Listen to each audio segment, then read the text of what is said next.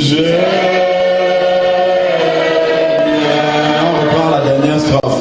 C'est que je suis ton grand amour, à tout pardonner sans retour. Je veux être à toi de ce jour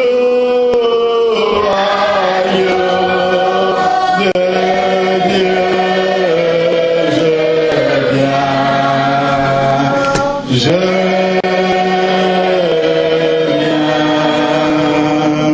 Seigneur Dieu Tout-Puissant, Père, nous voulons d'un cœur uni, Seigneur, être à toi, Seigneur, dès ce jour et pour l'éternité, Seigneur.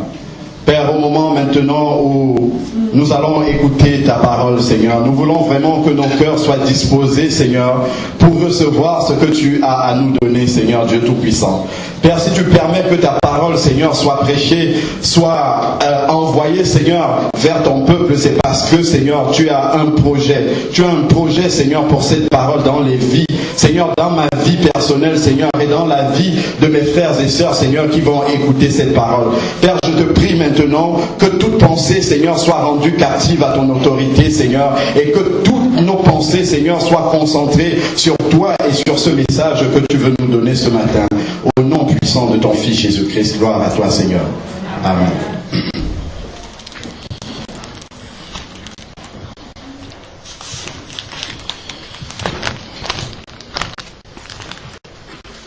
Alors, j'ai eu le privilège, il y a quelque temps, je pense c'était à la Pâque, de faire la connaissance du frère Amesfort, que je n'ai pas eu l'occasion de connaître quand il était à l'église. Alors je vais le prendre pour exemple, pour introduire ce message. Alors je pense que ça fait quelques années que le frère a dû partir de l'église pour l'Allemagne.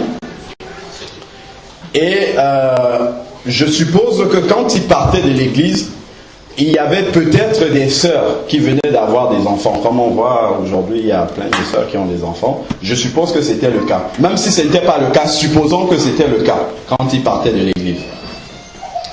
Alors, je pense que quand il voyait chacun de ces nouveaux-nés-là, il devait s'approcher et dire comme ils sont mignons ces enfants. Parce que les enfants tout petits, là, ils sont toujours très mignons. Et je pense que c'est ce que le frère devait dire en s'approchant de ces enfants-là. Alors, pour que ça soit beaucoup plus clair, plus précis dans nos têtes, je vais prendre l'exemple de Linda, bon, qui n'était pas là quand le frère partait, mais supposons que Raphaëla venait de naître au moment où le frère partait. Alors, le frère revient, il est revenu il y a quelque temps, nous rendre visite. Je suppose que ça doit faire plusieurs années qu'il est parti et qu'il n'était pas revenu dans l'église. Alors, le frère revient, il voit la sœur Linda avec à nouveau un enfant entre les bras. Je suis dans la supposition, suivez-moi. Avec de nouveau un bébé en train d'allaiter le bébé. Alors, j'imagine quelle peut être la réaction du frère. Quand il partait, elle avait Raphaëla entre les mains. Raphaëla était un tout petit enfant qui prenait son lait et tout. Et quand il revient, il retrouve la sœur avec un autre bébé entre les bras, en train de prendre son lait. Je suppose que sa réaction pourrait être « Ah, ma sœur, qu'est-ce que Dieu est bon! Dieu vous a encore béni, il vous a encore donné un deuxième enfant. Gloire à Dieu, Raphaëla a une petite sœur maintenant. » Amen. Amen. Bon. Jusque-là, c'est bien. On est toujours dans la supposition. Imaginons maintenant que Linda lui réponde. Ah non, mon frère. Ce n'est pas la petite sœur de Raphaëla que tu as vue entre mes mains. Mais c'est Raphaëla elle-même. C'est Raphaëla elle-même que tu as laissée. Mais ne l'as-tu pas reconnue? Elle est là entre mes mains. Vous imaginez un peu une telle scène. Il revient plusieurs années après, il retrouve Raphaëla là, toujours comme elle était avant. Est-ce que vous imaginez qu'il va dire encore « Ah, elle est toujours aussi mignonne qu'avant » J'imagine qu'il va être très très très surpris. S'il ne pose pas les questions à la sœur, ça sera par politesse. Amen. Amen. S'il se retient de poser les questions à la sœur, ça sera vraiment par politesse, mais je pense qu'il risque de se rapprocher des personnes qui sont proches d'elle pour savoir s'il y a eu un problème dans la vie de Raphaëlla. Amen. Bon. Essayons maintenant chacun de nous de réfléchir si nous sommes en face d'une telle situation, comment est-ce qu'on va réagir?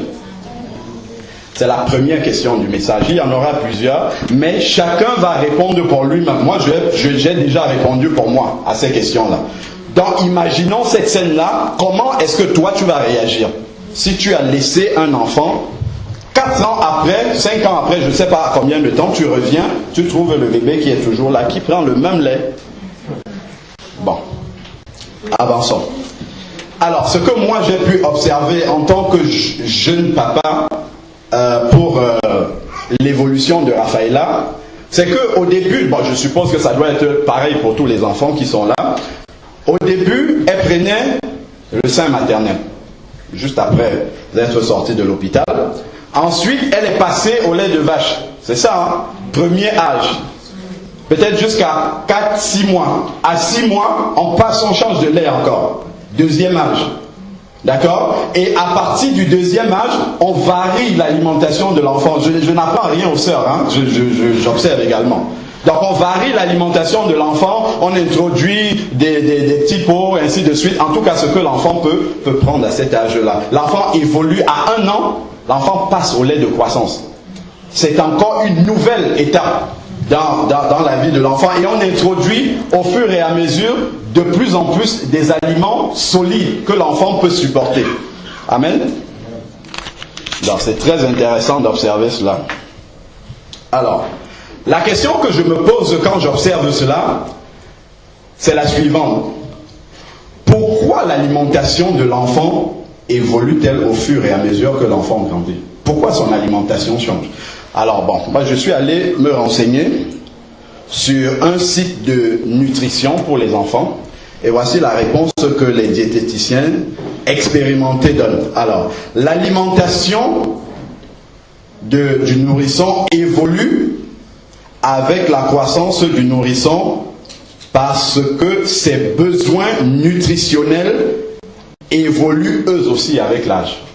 Donc, quand l'enfant grandit, ce dont il a besoin change au fur et à mesure.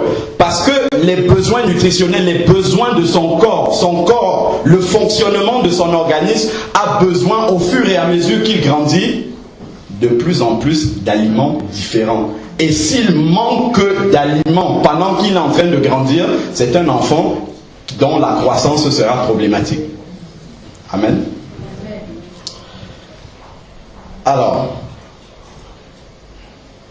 et c'est parce que les besoins nutritionnels de l'enfant sont pourvus, c'est-à-dire que les parents veillent bien qu'à 6 mois, on a changé de lait, à 1 an, on a aussi changé de lait, on a varié l'alimentation de l'enfant. C'est parce que les parents ont fait cela que l'enfant va grandir normalement.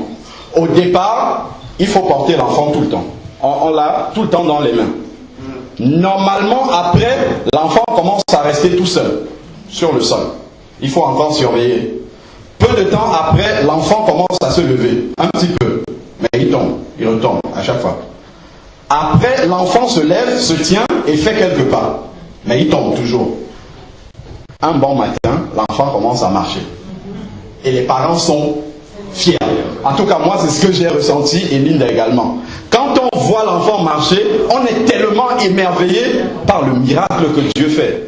Mais c'est parce que derrière, il y a eu un suivi et que l'enfant aussi a pris ce lait-là. C'est pour ça que l'enfant a pu évoluer et atteindre ce stade où l'enfant peut marcher. Mais c'est également un soulagement que les parents ont quand l'enfant commence à marcher comme ça. Pourquoi? Parce que l'enfant gagne une certaine autonomie. L'enfant peut désormais faire beaucoup de choses tout seul sans que les parents n'aient besoin d'être tout le temps là derrière. Il faut surveiller l'enfant. Mais maintenant que l'enfant marche, on peut commencer à laisser un peu plus d'espace de liberté à l'enfant pour que l'enfant puisse se débrouiller tout seul, évoluer au fur et à mesure, découvrir son environnement et progresser.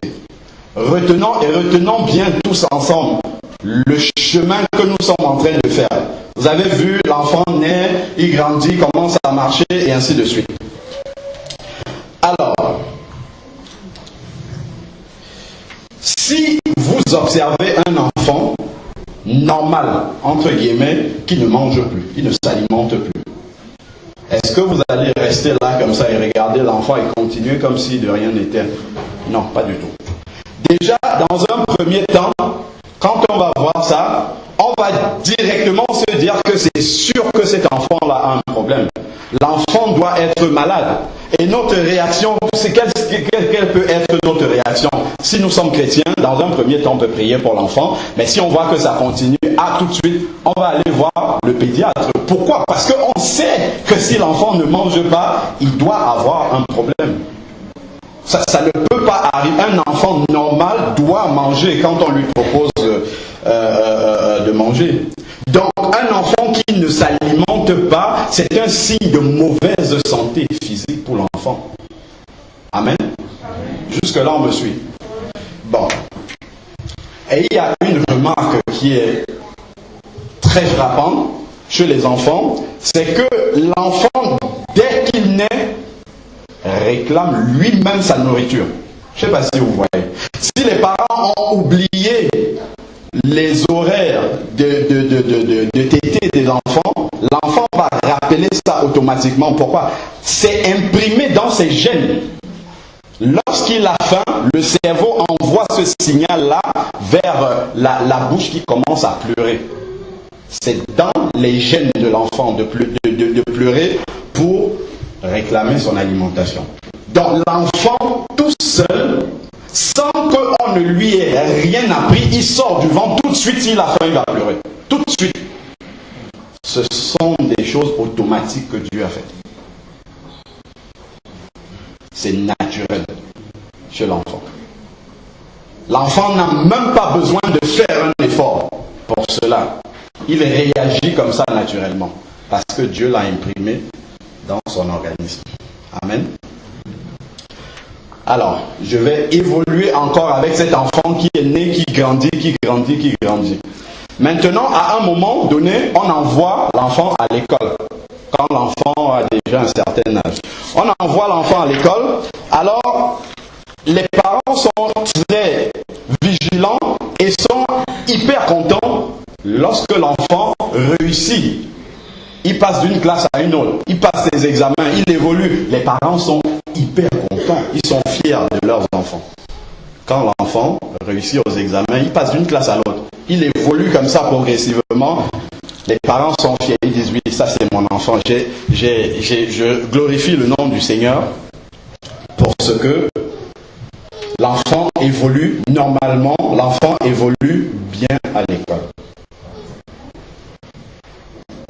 Je pense que tous ces exemples-là doivent déjà faire jaillir beaucoup de questions. Si vous êtes des chrétiens normaux, si nous sommes des chrétiens normaux, on doit déjà commencer à voir où est-ce qu'on veut en venir avec le message. Ça doit déjà commencer à faire jaillir, même si j'arrête le message là, normalement chacun a déjà beaucoup de questions sous-jacentes que je n'ai pas posées à se poser. Jusque-là, juste avec ces histoires-là, je n'ai lu aucun verset biblique, mais seulement en regardant comment, on va dire, Dieu a organisé les choses dès la naissance. Il y a déjà des choses qu'on doit se poser, des questions qu'on doit se poser. De la même manière, ces questions-là sont des questions sur notre vie spirituelle. Lorsqu'on naît de nouveau, nous sommes exactement identiques à l'enfant qui sort du ventre maternel. Maintenant, il faut mettre en parallèle la naissance naturelle et la naissance spirituelle. C'est exactement la même chose. C'est parallèle, c'est juste que l'un se fait dans le monde physique et l'autre c'est spirituel. Mais en observant le monde physique, on peut faire le parallèle pour comprendre spirituellement comment un enfant normalement né de nouveau doit pouvoir évoluer. Amen. Amen. Alors, malheureusement, et cela est bien triste, c'est que bien des chrétiens au lieu d'être comme l'enfant qui réclame lui-même sa tétée, n'ont pas le même engouement de l'évolution, de la croissance, de la nourriture. Parce que l'enfant même qui demande à manger ne sait pas qu'il mange pour grandir. Mais il réclame ça parce qu'il a faim, tout simplement. Mais le chrétien qui est né de nouveau, il est bien triste de voir qu'il n'a pas soif, il ne réclame pas cette parole-là. Ça veut dire qu'il n'y a pas cette similitude-là entre les deux. Et s'il n'y a pas cette similitude entre les deux, on peut commencer à se poser de véritables questions sur la réalité de sa nouvelle naissance. Parce que si Dieu a imprimé dans l'enfant qui naît de nouveau ce gène-là de réclamer sa nourriture automatiquement, quand il fait naître de nouveau quelqu'un, il imprime le même gène spirituellement dans ce nouvel être qui est créé de réclamer la nourriture spirituelle. Il met exactement cette même envie-là. Si on n'a pas cette envie-là, on doit revenir là dans le ventre spirituel pour savoir, mais pourquoi on ne grandit pas? Pourquoi on n'évolue pas de la même manière que le bébé? Paul nous dit que la nature doit nous enseigner. Moi, je comprends par là que Dieu doit nous enseigner quand nous observons. Si vous observez la vie, il y a beaucoup de choses que Dieu peut vous enseigner sur votre propre vie spirituelle. Sur le simple exemple de l'enfant, il y a beaucoup de choses qu'on peut comprendre déjà. Alors, on va prendre la parole de Dieu, parce que c'est elle qui est le socle. Sinon, on peut faire la philosophie longtemps. Alors, 1 Pierre 1 au verset 25, et on va lire également, juste à la suite, 1 Pierre 2, du verset 1 au verset 3.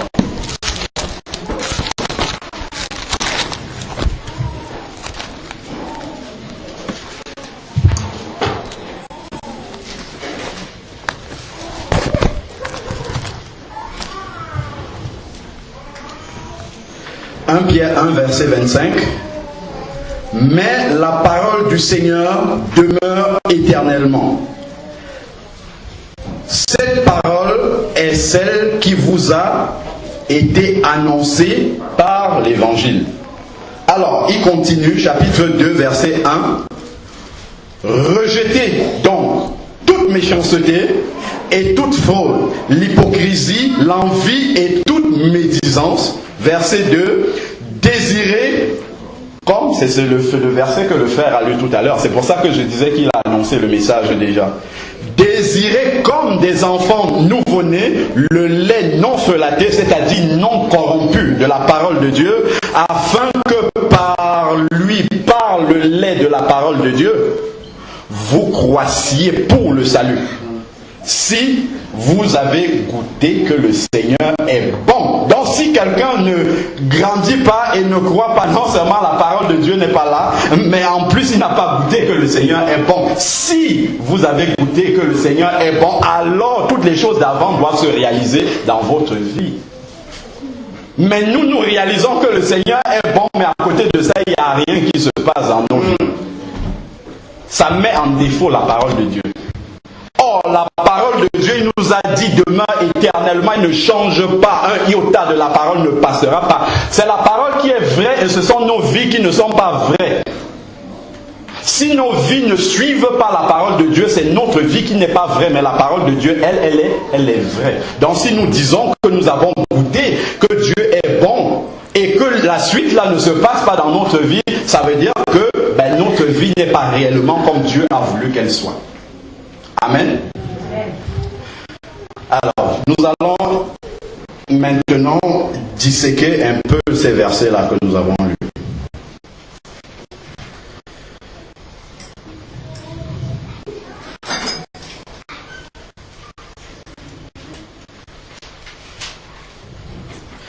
Lorsque nous lisons le verset de 1 Pierre 1, 25, là, surtout la fin qui nous dit « Cette parole est celle qui a été annoncée par l'Évangile ».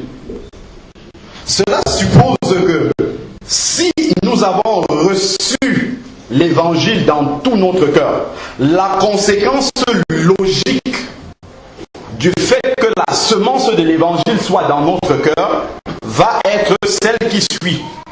C'est-à-dire le verset de 1 Pierre 2, 1. Rejetez donc toute méchanceté. Si j'ai reçu, je reprends bien, suivez bien comment on évolue là dans le texte, cette parole est celle qui a été annoncée par l'évangile. Donc si l'évangile est venu dans mon cœur, alors à ce moment-là, conséquence directe, rejetez donc. Il dit rejetez donc, c'est une conséquence au verset qui précède. Si j'ai reçu l'évangile, alors je dois pouvoir, je suis en mesure, Dieu m'a rendu capable de rejeter tout ce qu'il cite là. Rejetez donc toute méchanceté, toute fraude. Quand il dit toute méchanceté, toute fraude, regardons ici, ça signifie toute forme de méchanceté. Donc c'est pas parce que il y a des choses que l'on peut englober dans la méchanceté qui n'est pas citée dans le mot méchanceté, mais qui rentre dedans. Donc c'est toute forme de méchanceté, toute forme de fraude, toute forme d'hypocrisie, etc. Quand il dit arrêtez donc, rejetez donc, autant pour moi, c'est arrêter donc, abandonner donc.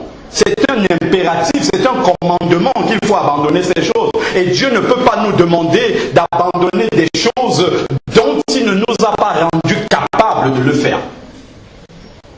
C'est pas par une prière que je vais arrêter d'être méchant. C'est une décision que je prends. C'est pas la prière, Dieu rend-moi capable de ne pas être méchant. Non, j'ai décidé de ne plus être méchant. Parce que Dieu m'a rendu capable de prendre cette décision-là. Ça ne dépend que de moi. Parce qu'il met devant moi la parole, il dit c'est ça. Mais j'ai la liberté de ne pas faire ce qu'il me dit.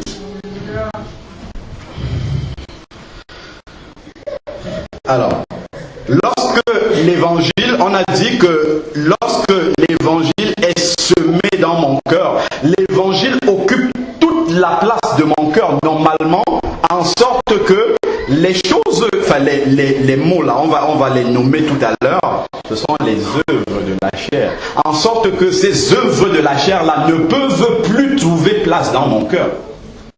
Si ces œuvres de la chair, la méchanceté, l'envie, l'hypocrisie, tout ça, si ces œuvres-là trouvent encore de la place dans mon cœur, ça veut dire que tout mon cœur n'est pas rempli de la présence de Dieu. Ça veut dire qu'il y a encore de l'espace vide que Dieu n'a pas occupé.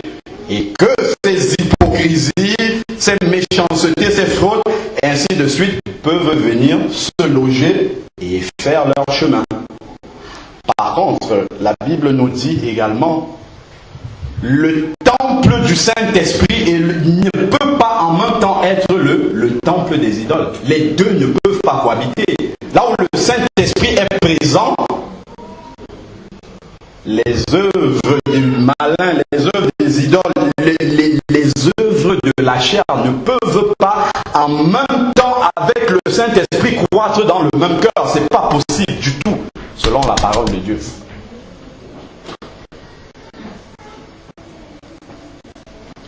Tout ce que je suis en train de dire doit nous ramener toujours à la réalité de ce Saint-Esprit que nous avons reçu. À la réalité de cette nouvelle vie que nous avons reçue. À la réalité de cette nouvelle naissance que nous sommes censés avoir expérimentée. Quand on se pose encore des questions, est-ce que le chrétien a obligation de pardonner? On ne doit même pas poser cette question-là. C'est une évidence parce que le gène du pardon est imprimé dans le cœur du chrétien. Le pardon, c'est une évidence pour le chrétien. Il ne doit même pas se demander est-ce que je dois pardonner? Qu'est-ce qui t'a fait devenir chrétien? C'est le pardon de Jésus à la croix. Si tu te demandes est-ce que je dois pas, est-ce qu'il faut que je pardonne, ça veut dire qu'il y a un problème. Donc ta nouvelle naissance n'est pas réelle, elle n'est pas concrète. Si elle était réelle, ta nouvelle naissance, elle doit marcher comme la parole de Dieu dit qu'elle marche. Au début, nous voyons dans l'épître de Paul, autant pour moi, oui, aux Corinthiens, les lettres, ainsi de suite, on voit que les églises au début marchent par la chair, il y a des œuvres de la chair qui se manifestent dans les églises. Mais ces églises-là évoluent comme l'enfant qui marche, qui tombe, ainsi de suite. Ces églises-là progressivement grandissent. Et après, au chapitre 15, chapitre 14, on voit Paul déjà leur parler des dons spirituels, ainsi de suite. Ce sont des églises qui ont commencé en tombant, mais qui avaient la volonté d'évoluer. Alors, nous allons continuer maintenant, toujours dans le même verset, 1 Pierre 2. Quelles sont donc les œuvres de la chair que nous devons rejeter, que nous devons éliminer de notre vie? En un, il a cité la méchanceté. Bon, je ne vais pas redéfinir la méchanceté, je pense que c'est un terme qui est clair pour nous tous, toute forme de méchanceté. Je vais juste donner quelques idées sur ce mot-là. Alors, la méchanceté, on peut classer là-dedans des pensées mauvaises que nous pouvons entretenir.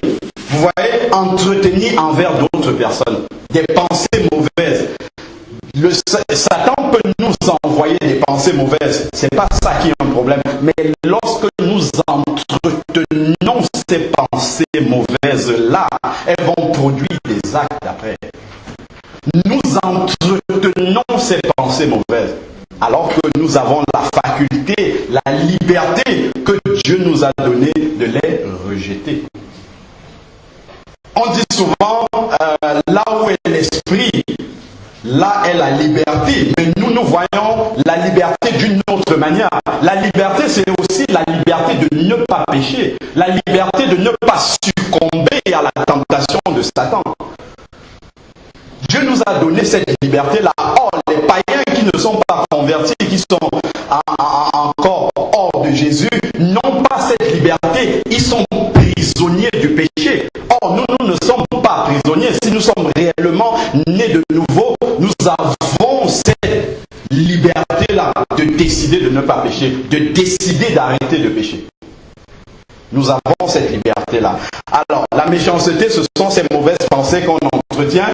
Ce sont aussi des rancunes, des vengeances. La rancune, ça gangrène le cœur et après, ça provoque l'acte, la vengeance, concrètement.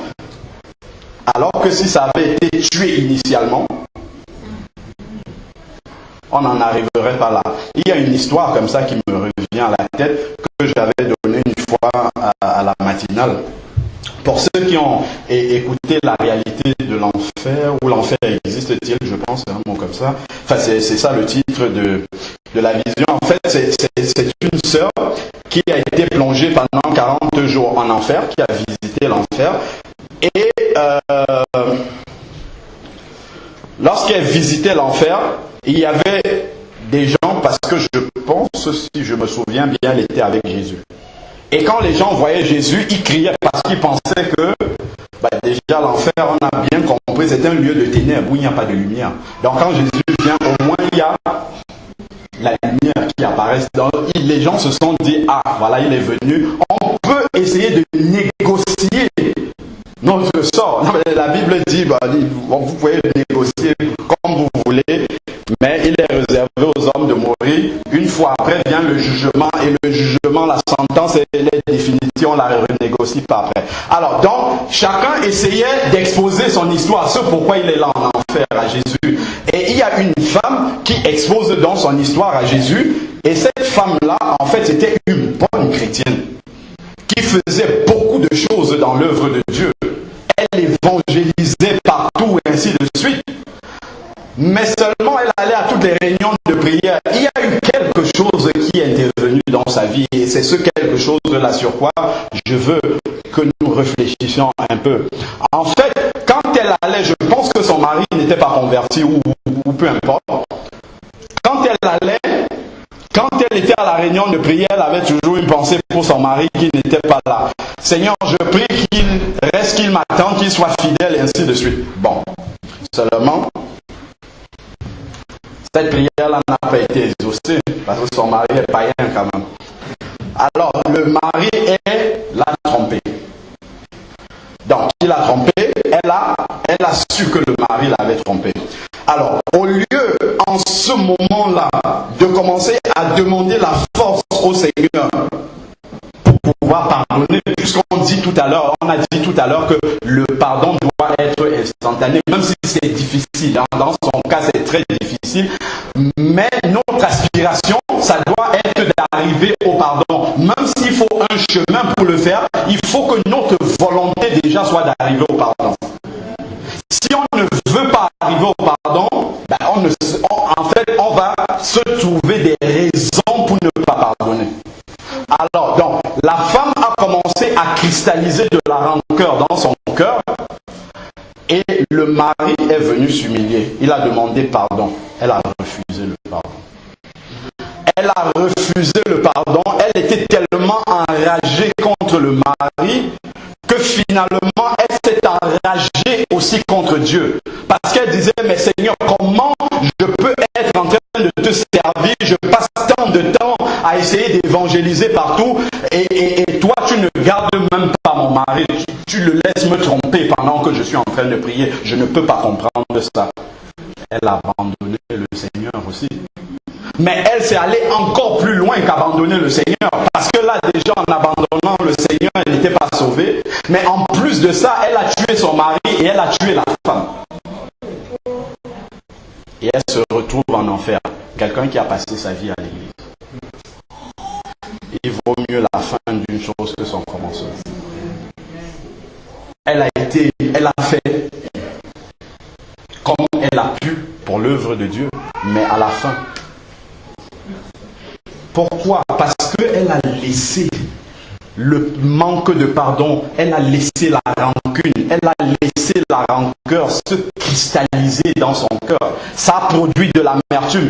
Et l'amertume a produit la vengeance. Et elle est passée à l'acte et elle a fait. Parce que Dieu nous laisse libres. Hein. Il nous laisse libres. Soit on tue ces sentiments-là dès le début, on tue dans l'œuf comme on dit. Soit on laisse faire sa vie, ça fait sa vie dans notre cœur, mais après ça va produire quelque chose de très négatif. Ça va produire un véritable poison pour notre vie spirituelle. Donc on doit éliminer ces choses-là dès le début. Alors je vais avancer. Alors il nous a parlé de la fraude ensuite. Alors la fraude, c'est toute forme de malhonnêteté. Ça, on ne va pas essayer de contourner les règles. Les règles sont établies, on les connaît et on les contourne. Ensuite, l'hypocrisie. Ça, c'est ce qui est le plus répandu à la fois dans le monde, dans l'église, partout. L'hypocrisie, c'est la dissimulation. Les choses sont comme elles sont, on les connaît, mais on essaye de montrer une façade qui n'est pas ce qui est derrière. On montre un visage comme ça alors que le vrai c'est celui qui est derrière. La duplicité. Comment il dit le frère Jean-Louis? C'est on est agneau à l'église et cabri à la maison, c'est ça? En tout cas, agneau à l'église et démon dehors. Voilà. Donc c'est cette double nature-là, alors que nous n'en avons qu'une seule. Nous avons une seule nature, c'est celle qu'on reçoit quand on est de nouveau, on est un enfant de Dieu. On n'a pas deux nationalités, enfant de Dieu et un peu païen, un peu... Non, on ne peut pas marcher comme ça. Soit on marche droit, quand je te vois, ce que je vois, ça doit être toi vraiment. C'est-à-dire tu ne dois pas me renvoyer une image qui n'est pas toi. Donc, il vaudrait mieux, si quelqu'un a de la duplicité comme ça dans sa vie, il vaudrait mieux être démon à l'église et agneau à la maison, c'est mieux. Et agneau dehors. Pourquoi il vaut mieux être démon à l'église? Parce que au moins les gens qui sont capables de prier pour vous sont à l'église et non dehors. Ceux qui sont capables de vous porter secours sont à l'église. Donc il vaudrait mieux que vous montrez le visage négatif à l'église. Comme ça, on voit ce visage-là. Normalement, pour ceux qui sont spirituels, qui comprennent ce qui se passe, on va parler de la médisance après, ne doivent pas aller en parler là. Ils montrent qu'ils sont encore des enfants. Ils doivent, quand ils voient le frère, la sœur dans la souffrance, ils doivent prier pour elle et aller encourager la personne. Donc c'est à l'église qu'il faut montrer son mauvais côté. Si on veut que le secours arrive, c'est à l'église, on doit pouvoir voir que ça ne va pas dans votre vie pour prier pour vous. Mais nous, on montre le bon côté, donc on n'a pas besoin de prier, on n'a pas besoin de soutien, mais à la maison, on a besoin de... Si les gens de l'église pouvaient savoir que la personne a tellement besoin de prière, d'exhortation, de soutien.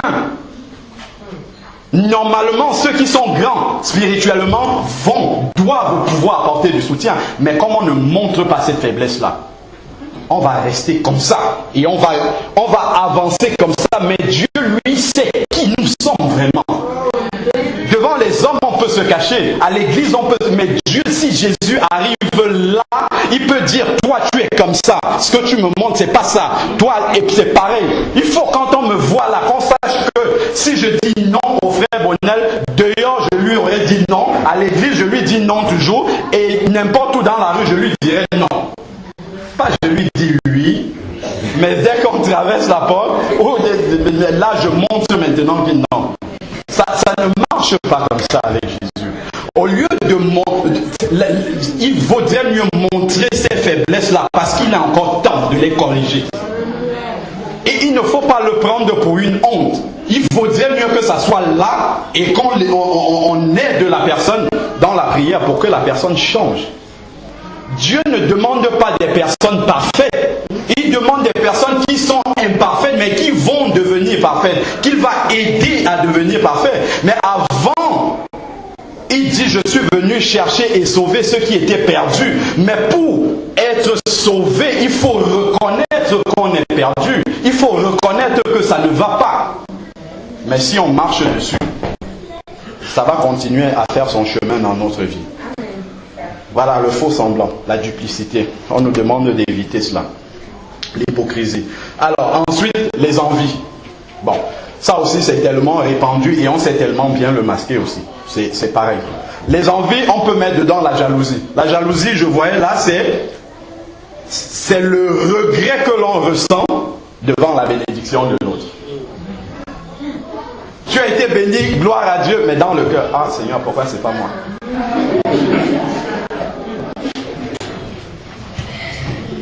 Mais Dieu sait tout cela. Dieu sait tout cela. Plus tu désires le bonheur de ton frère, plus Dieu va te bénir. Ça marche comme ça. Mais il faut vraiment le désirer en réalité. C'est pas seulement sur les lèvres que ça doit se passer, c'est vraiment dans le cœur. C'est dans le cœur.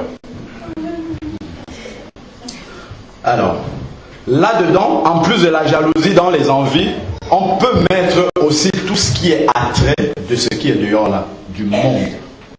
Quand le monde et le système, le monde avec ses valeurs perverses, le système avec tout ce qu'il y a de corrompu, quand c'est encore présent dans notre cœur, quand on aspire encore à ces choses-là, c'est de l'envie, c'est de la convoite. On convoite ces choses-là que Dieu n'aime pas. Quand c'est encore présent dans notre cœur, on doit demander au Seigneur de nous aider, de nous en séparer, parce que ça tue la vie chrétienne. Ça tue la vie chrétienne. Bon. Je classerais, si je faisais une échelle, parmi ces mots-là, je mettrais la médisance et l'hypocrisie au même stade. Gradués de la même façon. Alors, la médisance. Écoutez bien la définition de la médisance, parce qu'il y a une petite nuance là-dedans. La médisance, c'est le mal concernant une personne. C'est dire du mal.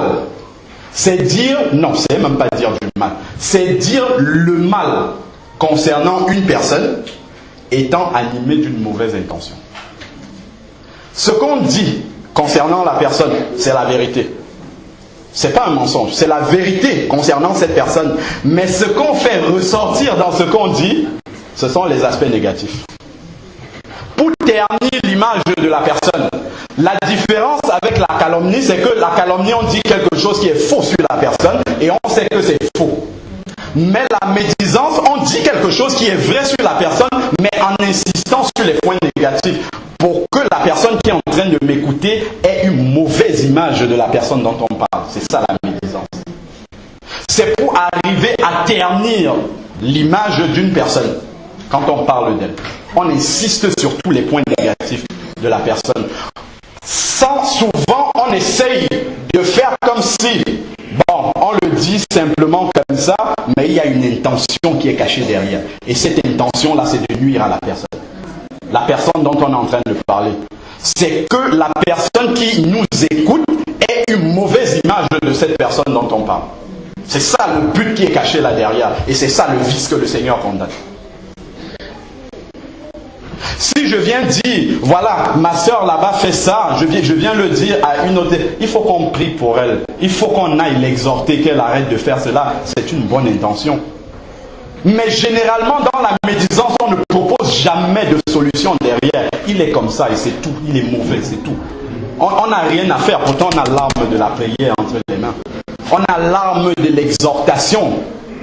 Si ton frère chute, tu vas le voir. Après, tu prends un deuxième témoin et ainsi de suite. Le Seigneur nous a donné le cheminement pour aider les personnes qui sont en train de chuter. Sous nos yeux. Au lieu de le tuer et d'enfoncer encore le couteau à plein en allant propager partout. Et ça, c'est dans l'église. Mais nous sommes les premiers, pour ceux qui travaillent dans les bureaux, ou tout peu importe, quand un collègue sort derrière, on parle de lui tout de suite. Nous disons que les gens font ça, mais nous faisons pareil. Eux, ils sont païens, nous sommes chrétiens. Nous connaissons la vérité, ils ne la connaissent pas. Vous pensez que quand Dieu va juger les deux, quand il va juger de la même manière, il sera sévère envers ceux qui connaissent la vérité. Il faut que nous voyions ça comme ça en face. Il vaut mieux voir la vérité en face. C'est le plus grand remède. Le plus grand remède, c'est la vérité. C'est de voir la vérité telle qu'elle est, de l'affronter, de régler le problème et puis d'avancer. Alors, dans la médisance, c'est dénigrer quelqu'un. Ce sont des commérages intempestifs qui ne servent à rien. Des commérages malveillants même, je dirais. Alors, on va lire dans Jacques, l'épître de Jacques. On avait bien médité dessus. Épître de Jacques au chapitre 3. Bon, on en avait beaucoup parlé pour ceux qui viennent à la matinale. Jacques 3 au verset 2, je crois. Jacques 3, verset 2 nous dit « Nous branchons tous de plusieurs manières. Si quelqu'un ne branche pas ou ne branche point en parole, c'est un homme parfait, capable de tenir tout son corps en bride. » Donc on peut comprendre par là, si quelqu'un sait tenir sa langue, si quelqu'un sait maîtriser sa langue, c'est un homme parfait. C'est-à-dire, c'est quelqu'un dont les fruits de l'esprit ont grandi tellement en lui qu'il peut arrêter sa langue. Au moment où elle veut s'animer du venin qui vient de l'enfer, il peut s'arrêter de parler. Il peut refuser de parler parce que si ça sort de sa bouche, ça sera quelque chose qui détruit. Il s'arrête de parler. Ça, c'est un homme parfait. Ça nous montre, quand il parle de la perfection, c'est le plus grand qualificatif. Dieu nous appelle à manifester des fruits de l'esprit. La maîtrise de la langue, c'est l'un des plus grands fruits de l'esprit que quelqu'un peut manifester, qu'un chrétien peut manifester. Quand un chrétien arrive à ce stade-là, il est mature spirituellement. La langue peut construire comme elle peut détruire totalement. Alors, ces mots-là que nous venons d'étudier, disséquer un à un, ce sont des mots qui s'opposent directement au deuxième commandement que Jésus a donné. Le deuxième commandement, c'est lequel? Le premier, c'est tu aimeras le Seigneur ton Dieu de tout ton cœur, de toute ton âme, de toute ta pensée, de toute ta force. C'est quoi le deuxième qui lui est semblable? Donc, tous ces mots-là, vous avez vu l'hypocrisie, tout ça, c'est tourné toujours vers le prochain, c'est toujours contre le prochain. Donc, ça s'oppose directement à ce que Dieu nous demande de faire de notre prochain. Aimer son prochain, ça signifie quoi? Faire à mon prochain, c'est dans Matthieu 7, verset 12, vous le lirez à la maison. Faire de mon prochain, faire à mon prochain ce que j'aimerais que on fasse pour moi. C'est ça, aimer son prochain.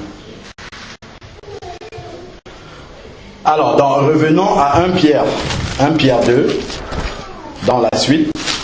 J'espère que vous n'êtes pas encore fatigués. Alors, 1 Pierre 2. Il dit, 1 Pierre 2, 2 maintenant. Désirez, on est dans la suite du verset, après tous les œuvres de la chair que nous avons vues, désirez comme des enfants nouveau-nés le lait non frelaté de la parole afin que vous croissiez pour le salut. Nous avons vu que lorsque le nourrisson ne réclame pas à manger, ça veut dire qu'il est malade. Ça veut dire que son organisme ne fonctionne pas normalement. De la même manière, même un adulte qui ne mange pas, on sait qu'il y a un problème, il doit être malade. De la même manière, le chrétien qui ne désire pas ardemment la parole de Dieu, ça veut dire que...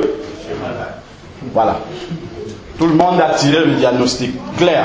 Ça veut dire qu'il est malade. Il y a un autre diagnostic aussi possible. Bon, permettez-moi un peu de la folie maintenant, parce que je vais faire un peu de folie. Si vous prenez un enfant qui est mort-né, je ne le souhaite à personne, un mort-né, vous prenez du lait, vous lui donnez, est-ce qu'il va manger? Vous allez au cimetière, là-bas, vous installez un grand buffet avec plein de nourriture, de bonne nourriture dessus. Vous allez vous balader, vous revenez 2 heures après. Qu'est-ce que vous allez trouver? Normalement, si les morts sont vraiment morts, ceux qui sont là dans le cimetière, la bouffe sera toujours là. Entière n'aura pas bougé. Pourquoi? Parce qu'ils sont morts, ils ne peuvent pas se lever et manger.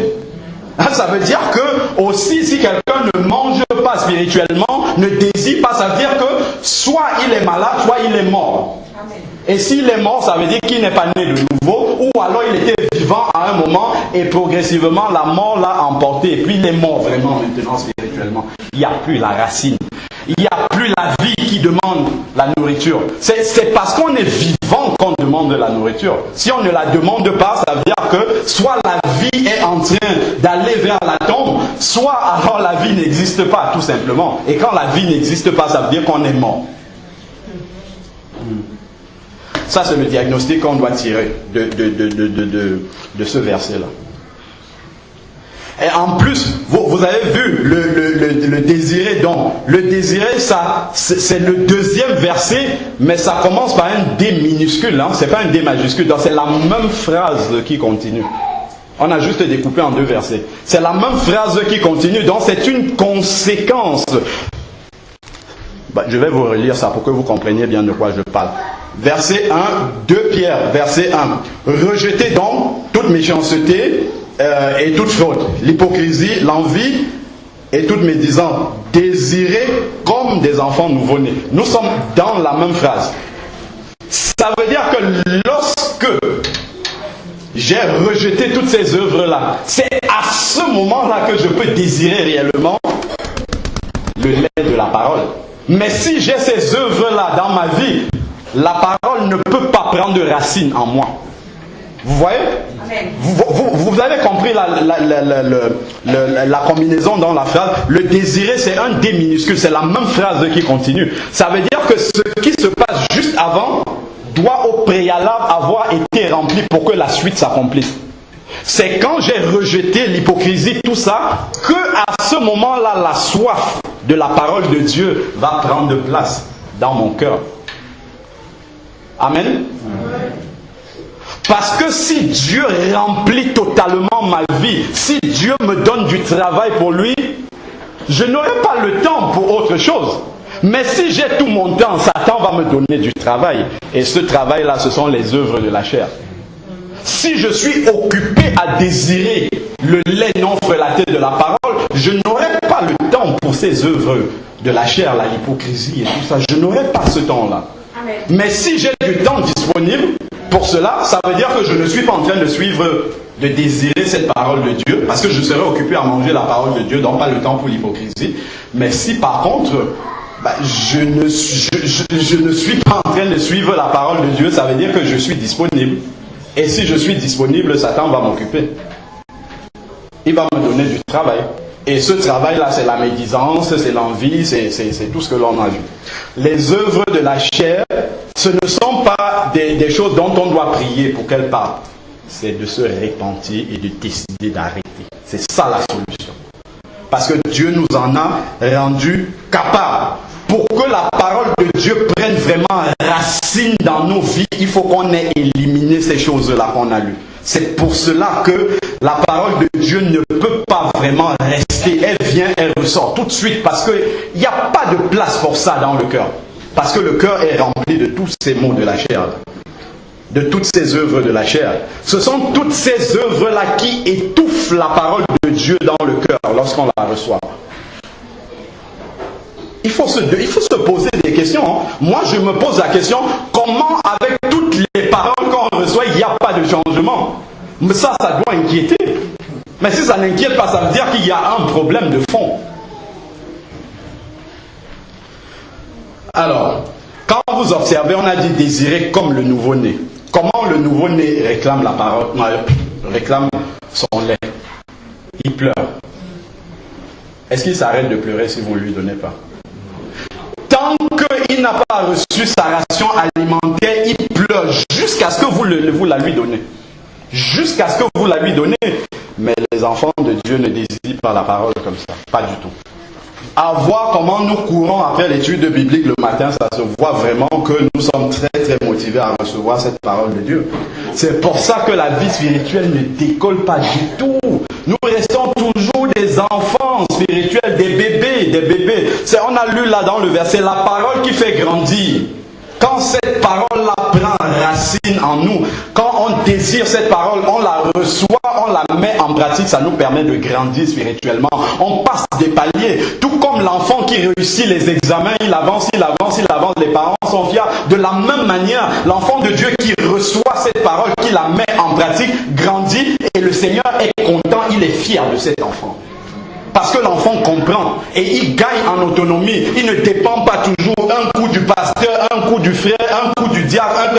Il a pris sa vie spirituelle entre les mains. C'est l'enfant qui commence à marcher tout seul. Sous le regard de ses parents. Le parent, c'est le Seigneur qui contrôle comment on marche. Ce sont les diacres qui sont là pour nous encadrer. Quand il voit qu'on marche tout seul, il contrôle, il nous aide à marcher. Mais nous sommes en train de marcher. Nous sommes dans l'autonomie. Nous ne sommes pas dans l'attente de voir qu'est-ce que papa dit, on est déjà en train d'avancer. Mais les bébés spirituels, la caractéristique, c'est qu'ils attendent de tout de papa. L'enfant qui ne marche pas encore, il attend que son papa le mette debout, le tienne, le porte, ou sa maman, ainsi de suite. Ça, c'est une caractéristique d'un bébé. Mais l'adulte, il avance. Alors, on va terminer par Éphésiens 4, versets 11 à 15.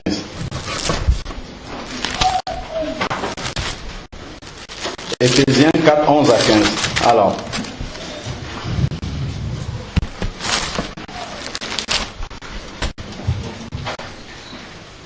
et il a donné les uns comme apôtres, les autres comme prophètes, les autres comme évangélistes, les autres comme pasteurs, docteurs, pour le perfectionnement des saints, en vue de l'œuvre du ministère et de l'édification du corps de Christ, jusqu'à ce que, vous voyez, jusqu'à ce que nous soyons tous, pas quelques-uns seulement, mais que nous soyons tous parvenus à l'unité de la foi et la connaissance du Fils de Dieu, à l'état d'homme fait à la mesure de la stature parfaite de Christ, afin que nous ne soyons plus des enfants flottants, emportés à tout vent de doctrine. Donc le perfectionnement des saints, une fois qu'on est né de nouveau, on est appelé à grandir. Et le perfectionnement des saints, c'est là. C'est pour ça que les ministères sont donnés. Pour aider l'enfant à grandir. Le perfectionnement, c'est un processus qui mène vers. Donc on est appelé à grandir. Tout à l'heure, je pense que c'était dans 1 Thessaloniciens 4 que le frère a lu. On disait que vous alliez de progrès en progrès. Donc on est amené entre cette année et l'année dernière, on doit voir une différence dans notre vie spirituelle. Si on ne la voit pas, c'est qu'il y a un problème. Ça veut dire qu'on n'est pas en train d'avancer. Tout à l'heure, on était choqués quand on entendait l'histoire que j'ai prise sur Ames Force. Il revient 4 ans, 5 ans après, il voit toujours le bébé. Mais c'est de la même manière qu'on devrait être choqué sur notre vie spirituelle, de voir que les choses ne changent pas. Cette croissance spirituelle qui doit arriver, cette transformation, ce changement-là qui doit se produire lorsqu'on reçoit la parole de Dieu, si on ne la voit pas dans nos vies, il faut revenir examiner la cause. La cause, ça peut être les œuvres de la chair que nous voyons. De la même manière que l'enfant passe d'un lait à l'autre, le lait de premier âge, deuxième, troisième, et ainsi de suite. De la même manière, nous devons au début, on désire savoir quelles sont les promesses de Dieu pour ma vie, Dieu est bon, ainsi de suite. Mais après on avance, on continue à dire Dieu est bon, mais on désire autre chose. On désire monter plus haut, plus haut, plus haut. On parle du baptême dans le Saint-Esprit, les gens, ouais, bon, j'ai toujours évolué sans ça. Il faut désirer, la Bible nous dit que, acte 1, les apôtres, quand ils ont reçu la promesse de Dieu, pendant 10 jours, ils sont restés dans la Chine, ils ne savaient pas combien de jours ça allait mettre. Mais ils désiraient tellement ce baptême de l'Esprit, comme l'enfant nouveau-né réclame son lait jusqu'à ce qu'il ait eu sa ration, ils sont restés enfermés dans la chambre. Dans la prière, ils avaient tout abandonné, parce qu'ils avaient compris, ils étaient vraiment nés de nouveau. Ils étaient vraiment nés de nouveau. C'est comme ça que l'on voit vraiment celui qui a goûté que le Seigneur est bon. Eux, ils avaient vraiment goûté. C'est pas nous, on goûte juste les miettes, on dit qu'on a goûté que le Seigneur est bon. Alors.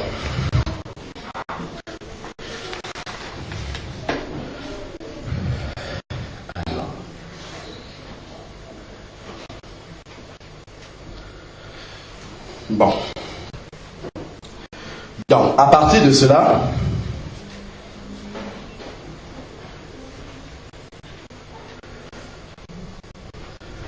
il y a une question là, déjà dans ce verset, ce passage d'Éphésiens 4. Pourquoi devons-nous grandir à l'état d'homme fait?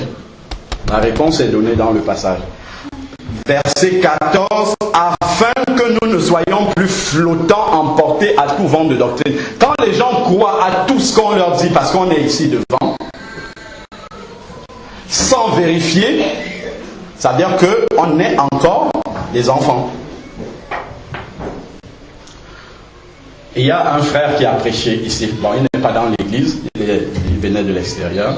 Il a prêché, il nous a dit que notre destinée est dans les étoiles, dans le ciel. On avait vu des versets dans l'Ancien Testament.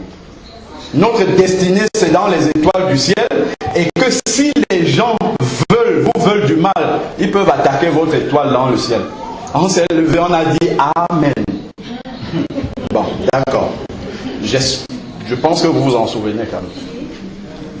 Ensuite, le frère Cosnard, qui est décédé maintenant, il est venu quelques dimanches après, il a prêché et au cours de son message, il a dit que notre destinée est entre les mains du Seigneur et pas dans les étoiles. On a dit Amen. Bon, qui avait raison entre les deux? Puisque nous on dit Amen aux deux. Qui avait raison? Bon, je vous lis Jean 10, verset 27 au verset 29. Mes brebis entendent ma voix, je les connais et elles me suivent. Je leur donne la vie éternelle et elles ne périront jamais et personne ne les ravira de ma main. C'est dans la main du Seigneur, la vie des enfants de Dieu. Mon Père me les a donnés. Mon Père qui me les a donnés est plus grand que tous et personne ne peut les ravir de la main de mon Père. Ma vie c'est dans la main de Dieu, pas dans les étoiles. Pas dans les étoiles. On ne peut pas croire à des choses comme ça quand on est des chrétiens. Mais nous on dit Amen. C'est une preuve d'immaturité spirituelle. On ne peut pas dire oui et amen à n'importe quoi parce qu'on est là devant. Il faut avoir, les chrétiens de Béret sont des enfants qui sont grands, ils ont grandi, ils ont compris. C'est ça flottant et emporté à tout vent de doctrine. Parce que quelqu'un est là, il dit quelque chose, on dit amen. On nous a dit dernièrement, pendant la convention, bon, beaucoup n'étaient pas là, on nous a dit pendant la convention que Jésus était en enfer pour sortir, après la mort il est descendu en enfer, le troisième jour il est ressuscité des morts. On nous a même dit qu'il est allé en enfer pour délivrer ceux qui étaient morts du démon qui s'appelle Hadès. Et moi j'étais tellement énervé ici, mais non, mais pourquoi il est énervé? On vous dit quelque chose, Jésus il est parti en enfer quand? Jamais Jésus n'a été en enfer. On le dit dans la Bible, on maintenant le verset qui dit il est descendu dans les régions inférieures de la terre. Il était auprès du Seigneur avant. Il est descendu dans les régions inférieures. Jésus, c'est un roi, c'est le Seigneur des seigneurs. Il est descendu sur la terre déjà, c'est une preuve d'abaissement. Il est descendu sur la terre, c'est une preuve d'abaissement. En plus, il est né dans une étable misérable. Donc, c'est ça, Jésus est descendu dans les régions inférieures. C'est pas qu'il a été en enfer. Quand vous dites quelque chose sur la parole de Dieu, ça ne doit pas contredire les autres versets de la Bible. Quand Jésus dit au brigand à côté de lui, il lui dit quoi? Aujourd'hui même, tu seras avec moi dans le paradis. C'est quand qu'il allait être en enfer? C'est quand qu'il a été en enfer? Quand Jésus meurt, qu'est-ce qu'il dit? Père, reçois mon esprit. Le Père habite en enfer? Écoute ça, on dit oui, amen, ou bien bon, c'est pas grave. Bon, c'est la preuve qu'on écoute simplement parce qu'il faut qu'il y ait quelqu'un qui parle. Bon, alors, tout ceci, ça nous conduit à des réflexions. Mais je vais poser une série de questions maintenant pour finir le message. J'ai été très long. Et puis, chacun va répondre pour lui. Je vais lire tout simplement parce que si je commente, je risque de prendre beaucoup de temps encore. Et au passage, pour l'histoire des étoiles dans le ciel, Colossiens 3:3 aussi nous donne la preuve. Car vous êtes morts et votre vie est cachée en Christ, avec Christ en Dieu. Donc notre vie, elle est dans les mains du Seigneur et pas dans les étoiles. Dont le frère Cosna avait raison. Si vous n'avez pas encore compris, c'est lui qui avait raison. Alors, première question. Une fois que Jésus nous a sauvés, est-ce que nous avons bien compris que nous sommes appelés, non pas à rester des enfants, mais à grandir? C'est la première question. Est-ce que nous avons compris qu'il faut que nous grandissions? Première question, chacun va répondre pour lui. Avons-nous réellement envie de rentrer dans le plan de croissance de Jésus? C'est chacun qui répond, s'il veut ou non. Ou alors, nous souhaitons rester comme nous sommes, sans aucun changement, sans progrès. Pourtant, on a lu qu'il faut aller de progrès en progrès, dans une vie chrétienne monotone. On vient tous les dimanches, on chante. Après on ressort, c'est pareil. Comme un dimanche, finalement, même on peut dire comme un dimanche. Mais maintenant, on peut le dire. Comment a été ton week-end? Comme un samedi, comme un dimanche. Surtout comme un dimanche, parce que c'est toujours pareil. Mais pour certains, c'est pas pareil. Je parle pour la généralité. Il y a pour beaucoup, un dimanche peut changer toute leur vie chrétienne. Ici, dans l'église, il y en a avec qui j'ai discuté, pour qui un message a changé la vie. Donc ne pensez pas que quand on donne un message, c'est personnel. Il y a des gens qui ont déjà écouté un message, ils ont pris leur décision, c'est changé déjà. Mais si vous pensez que vous êtes avec tout le monde dans le même lot, on peut être surpris. Alors, maintenant nous sommes pratiquement au milieu de l'année. En début d'année, nous avons pris de bonnes résolutions avec le Seigneur. Seigneur, on va faire plus ci, plus ça, on va maintenant bien marcher, ainsi de suite. Nous avons pris de bonnes résolutions. Est-ce qu'au milieu de l'année, là, si on fait un bilan à mi-parcours, est-ce qu'on tient nos engagements avec le Seigneur? Question. Ou alors, est-ce que ce sont simplement encore de bonnes résolutions comme des années d'avant? En décembre, on va encore prendre de nouvelles résolutions pour 2013 si le Seigneur n'est pas venu. Et il faut voir si on les tient. Est-ce que vous pensez que le Seigneur nous a vraiment rachetés pour que nous venions là 3 heures par semaine, pour ceux qui ne viennent pas en semaine, pour chanter, juste comme ça, et après tout s'arrête là? Je pense que le Seigneur, il a des choses beaucoup plus importantes pour nous. Il a un plan beaucoup